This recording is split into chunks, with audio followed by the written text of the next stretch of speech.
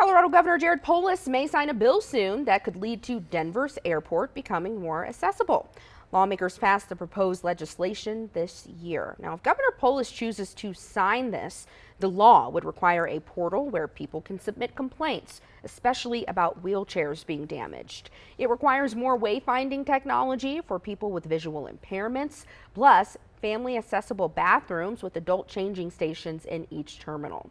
State Representative David Ortiz, the first wheelchair user to serve in the legislature, sponsored the bill.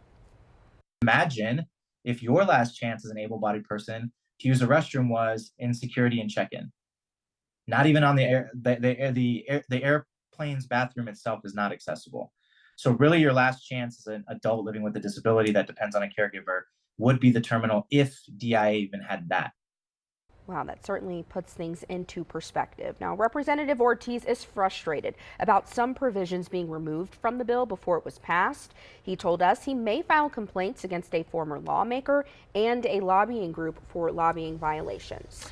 Denver 7 traffic expert Jason Luber joining us now. You talked to a group here that's working to address some of these accessibility issues with air travel, and they're sharing some really interesting personal stories. Yeah, because as you heard, it is really tough to get in and around the airport. Just going from the curb to the gate, it is really challenging for a lot of folks. And I spoke with a couple of women from a group called Friendly Like Me for my Driving You Crazy podcast, and they advocate for solutions and accessibility for people to go anywhere, including to airports and on airplanes. My conversation centered around the stronger rules the U.S. DOT has proposed to address the ever-present problems anyone who has mobility challenges has faced with flying.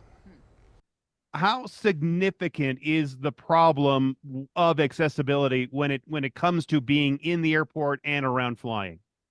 It's one of the most difficult things to do for a person with access needs. And I'm talking about people in wheelchairs, plus size people, someone with autism, sensory issues.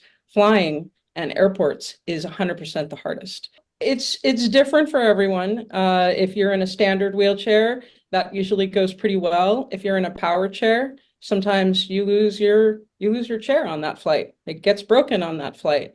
For a plus size person, I can't tell you how many weddings and events that I didn't go to because I knew I was going to be in pain. I knew I was going to have a lot of trouble. So I would save flying for business trips when I had to.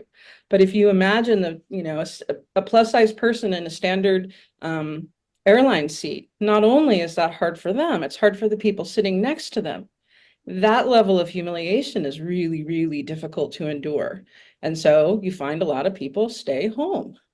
So you can see how hard it is on people. The Air Carrier Access Act was written back in 1986. It requires airlines to provide non-discriminatory services to individuals with disabilities. But the US DOT believes it's time to update these nearly 40-year-old rules and make sure they are being followed, because as we all know, just because a law exists doesn't mean it's being followed. Now, during the conversation I had on my podcast, we go through those proposed DOT changes, and I think my conversation is pretty powerful. You can listen to it right now on the Driving You Crazy podcast. It's available on any podcast app, including YouTube. Just search Driving You Crazy podcast. You can find it there.